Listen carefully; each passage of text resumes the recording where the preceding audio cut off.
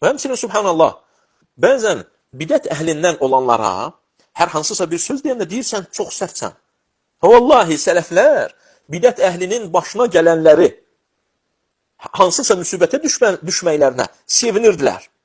Əhməd ibn Əbi Davud Cəhmiyyə məzhəbində idi. Quran-ı Kərimin yaradılmış olduğuna, məxluq olduğuna çağıranlardan idi. Abdüləziz ibn Yəhyə Əl-Məkki onun yanına girir. Hansı vaxt ki, Əhməd ibn Əbi Davud o iflic olur, hərəkət edə bilmir. İflic halda evində qalır. Və ona deyir ki, vallahi, mən səni ziyarət etmək üçün gəlməmişəm. Gəlmişəm ki, burada Allaha həmd edim ki, səni öz bədənində, öz evində həbs edib. Yəni deyir ki, gəlmişəm ki, deyim ki, Elhamdülillah ya Rabbi, bu bidətçini, bidətə düşəni, yaxşı ki, sən zəlil etmisən, rəzil etmisən. Öz cildində iflic edərək həbs etmisən. Həmd olsun sənə bunu şəst etdiyinə görə. Evindən çıxa bilmir və bidətini yaya bilmir. Bu sələflərin sözlərinə bax, subhanallah. Bizlərdən heç birimiz belə bir çətin, ağır, böyük söz işlətməmişik bidət əhlinə qarşı. Hansı ki, deyəsən ki, sələfi qardaşlarımız qeybət edirlər. Sələflər bidət əhlinin ölümü çatdığı zaman onlara ki, filan bidətçi ölüb, sevinirdilər. Bişir ibn Hərif deyir ki, mən bazarda olduğum zaman Mureysi deyilən biri bidət əhlindən olan onun ölüm xəbəri gəldi. Və o deyir ki, Elhamdülillahilləzi əmətə, onu öldürən Allaha həmd olsun. Və deyir, əgər cəmaat baxıb şöhrət yeri olmasaydı, bu şükür və səcdə səbəbi idi burada. Və vallahi, qardaşlarım, bidət əhlini dünyada tərk edib onlardan ayrılmaq daha yaxşıdır. Nəyin ki, onlarla ahirətdə bərabər olmaq istəməyəcəksən, vallahi. Kaş ki, dünyada onları tərk edəydim, onlarla bərabər olmayaydım deyəcəksən. İndi asandır. Sənə deyilir, tövsiyə edilir, nəsiyyət edilir. Tərk elə bidət əhlini. Oturub durma, qulaq asma. Statsa qoyur, 30 saniyəlik. Vallahi ondan daha gözəl danışan qardaşlarımız var. Sözləri var, nəsiyyətləri var. Ehtiyac yoxdur bizim bidət əhlinin nəsiyyətlərinə, statuslarına, 30 saniyələrinə. Sənin bidət əhlini dünyada ikən tərk eləməyin daha asandır. Nəyin ki, sənə çətin olacaq? Qiyamət günü Allahın qabağına Rasulunun düşməni ilə gəlmək, Rasuluna xain deyənlə gəlmək, Rasulunun sünnəsini tapdayanla, özünün havasına uyanla gəlmək ağır olacaq sənin üçün. Necə ki, bunu İbn Qayyim rahimehullah dildə and içir və deyir ki, vallahi, and olsun Allaha ki, bidət əhlinin, hava əhlinin dünyada tərk etmək daha asandır. Nəyin ki, onlarla bərabər qiyamət günü birgə olmaq. Sonra ayəni oxuyur. Yəhşurullezine zalemu və azvacahum. Allah Azze ve Celle deyir, zalimları və onların həmtaylarını bir yerə yığın. İbn Qayyim rahimehullah bunu bidət əhli ilə bərabər olmağa gətirir. Bidətçini və onun tayını, hansı ki, statuslara bidət əhlini qoyurdu. Hansı ki, sünnə əhlinə qəlbi nifrət edirdi. Qeybət edən kimi baxırdı. Məclislərində ürəyi sıxılırdı. Çünki qəlbi bidət əhlinə sevgi ilə doluydu. Deyiləcək ki, onu və onun tayını gətirin. Subhanallah. İmam Ömər ibn Xattab, möminlərin əmri və həmçinin İmam Əhməd deyir ki, və əzvacəhum, onların tayını, onlara oxşayanları, onlarla bərabər olanları, eyni sözü deyənləri gətirin deyiləcək qiyamət günü. Bəzi qardaşlar onlara baxıb, sanki ibadətlərinə, onların çox ibadət etməsinə, filanla və filanla allanırlar. Və buna bidət əhlinə allanmaq lazım deyil, vallahi.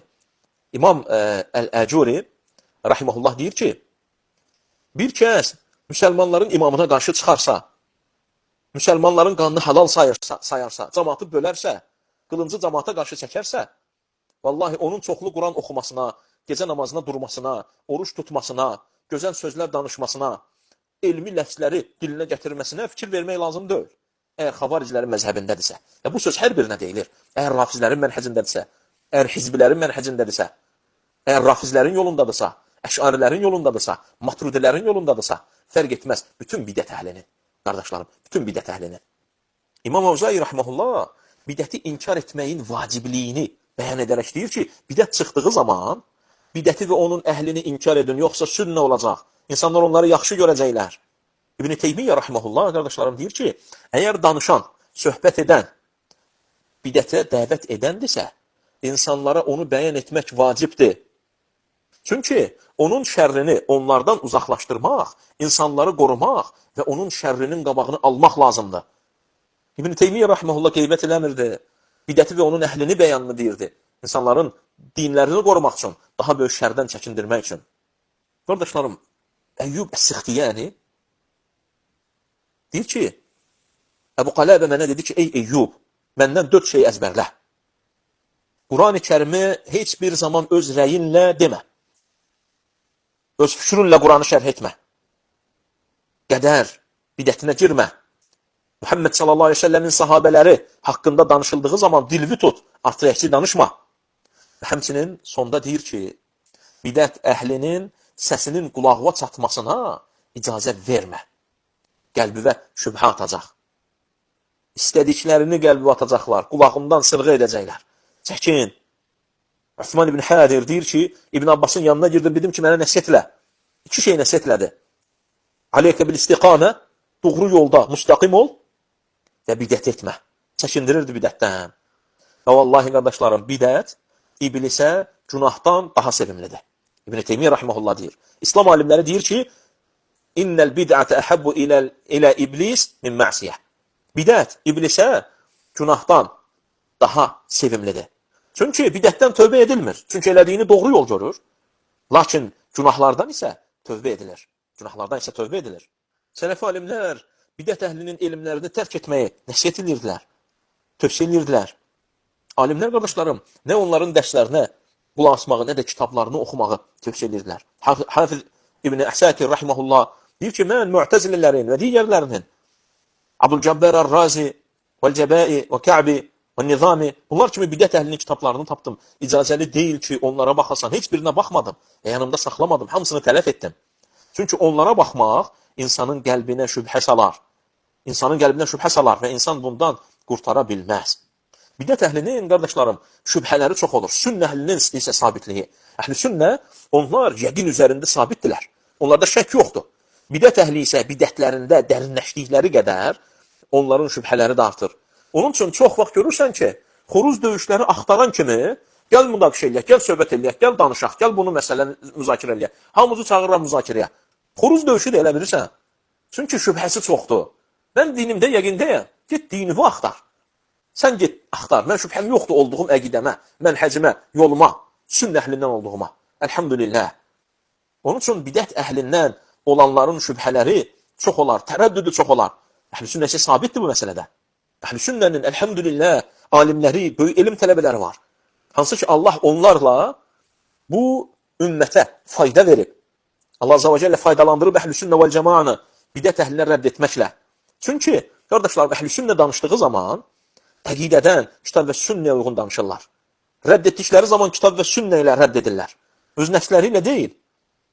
Bidəti sünnə ilə rədd edirlər. Bidəti bidətlə rədd eləmirlər. Şeyh Salih ibn Abdüləziz Əli Şeyx deyir ki, bidət əhlinə rədd etmək bu, ümmətin, İslam alimlərinin bütün əsrlərdə olan halıdır. Bütün əsrlərdə olan halıdır. Onun üçün, elhamdülillah qardaşlarım, biz bidəti rədd edən, bidət sözü rədd edən, əməli rədd edən, özünü rədd edən, bidətçini rədd edən bir kəsə sən qeybət edirsən deyə bilmərik. Əhl-i sünnənin digərlərindən fərqi, əhl-i sünnə qardaşlarım, əlamətidir. Kitab, sünnə, sələfin fəhmi, ümmətin icması. Bu məsələlərin üzərində, elhamdülillah, yollarını davam edirlər. Rəylərini, ağıllarını, fasid fikirlərini Allahın dininə yürütmürlər. Onun üçün, vallahi, insan qorxmalıdır, çəkinməlidir, Allahdan qorxmalıdır, bidətin yayılmasına, bidətçilərin digər insanlar arasında tanınmasına səbəb olmaqdan. Qorx Allahdan, çəkindirirəm səni, Allahla qorxuzuram.